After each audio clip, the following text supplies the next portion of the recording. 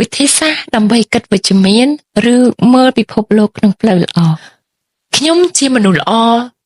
ខ្ញុំអាចធ្វើបានខ្ញុំសប្បាយចិត្តណាស់ពាក្យទាំងអស់នេះហើយយើងត្រូវតែលើកទឹកចិត្តខ្លួនឯងហើយពាក្យទាំងអស់នេះគឺខ្ញុំតែងតែអនុវត្តម្នាក់ឯងជានិច្ចជំរាបសួរសួស្តីទាំងអស់គ្នាសូមស្វាគមន៍មកកាន់ YouTube Channel របស់ខ្ញុំសូមចុច Subscribe នៅ YouTube Channel របស់ខ្ញុំម្នាក់មួយផងដើម្បីទទួលបាននូវវីដេអូថ្មីៗបន្ថែមទៀតចា៎មនុស្សភាគច្រើនមានការគិតអវិជ្ជមានមកលើខ្លួនឯងដែលជាហេតុបណ្ដាលឲ្យខ្លួនមានការព្រួយបារម្ភហួសហេតុនិងរងទុក្ខព្រោះតែការគិតផ្ទាល់ខ្លួននេះមិនមែនបានន័យថាពួកគាត់មិនធ្លាប់ឮពីការគិតវិជ្ជមាននោះទេតែ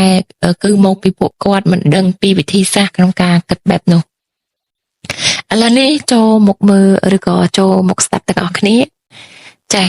វិធីសាស្ត្រទី1នោះគឺសម្រេចចិត្តឲ្យបានច្បាស់លាស់ថាត្រូវតែគិតអ្វីដែលវិជ្ជមានយើងគ្រប់គ្នាតែងតែជួបបញ្ហាមួយគឺមិនហ៊ានសម្រេចចិត្ត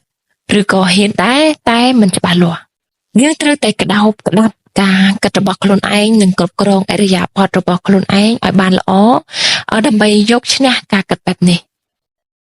ការគិតវិជ្ជមានអ្វីត្បិតតែមិនមែនជារឿងពិបាកណាស់ណាទេតែបើគ្មានការតាំងចិត្តច្បាស់លាស់ទេកុំសង្ឃឹមថាអាចធ្វើវាបានហើយសោះ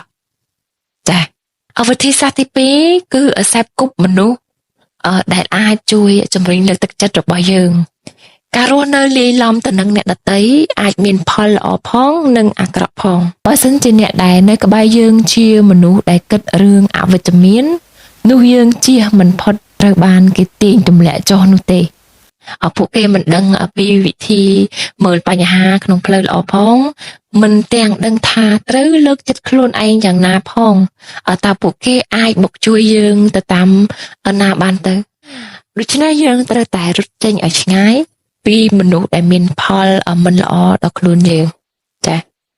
វិធីសាស្ត្រទី3នោះគឺនិយាយរឿងគ្រប់យ៉ាងនៅក្នុងផ្លូវវិជ្ជមានយើងមិនមែននិយាយវិជ្ជមានតែក្នុងរឿងខ្លួនឯងទេហើយនិយាយអាក្រក់ពីអ្នកដទៃនោះទេ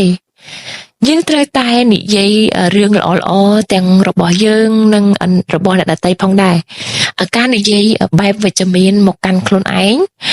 នឹងធ្វើឲ្យខ្លួនយើងមានថាមពលចាស់គ្រប់គ្រាន់សម្រាប់រស់ទ្រង់ក្នុងការរស់នៅប្រចាំថ្ងៃពាក្យវិជ្ជមានមានច្រើនដូចជាខ្ញុំជាមនុស្សល្អខ្ញុំអាចធ្វើបានខ្ញុំសប្បាយចិត្តណាស់ចាពាក្យទាំងអស់នេះហើយយើងត្រូវតែលើកទឹកចិត្តខ្លួនឯងហើយពាក្យអស់នេះគឺខ្ញុំតែងតែអនុវត្តម្នាក់ឯងជានិច្ចវិធីសាស្ត្រទី4នោះគឺព្យាយាមធ្វើរឿងថ្មីៗឲ្យបានច្រើនចាជីវិតដែលជួបទៅនឹងរឿងដដែលជាជីវិតដែលខ្វះពន្លឺចានិងគួរឲ្យធុញទ្រាន់បំផុតម្យ៉ាងវិញទៀតនោះការធ្វើរឿងថ្មីបន្ថែមនៅចំណេះដឹងដល់ខ្លួនយើងចានេះគឺជាវិធីដែលជំរុញឲ្យយើងមានការអភិវឌ្ឍខ្លួនការគិតជាប្រចាំហើយនឹងចូលទៅបំភ្លឺជីវិតរបស់យើងផងដែរវិធីសាស្ត្រទី5នោះចាអានឲ្យបានច្រើនបំផុត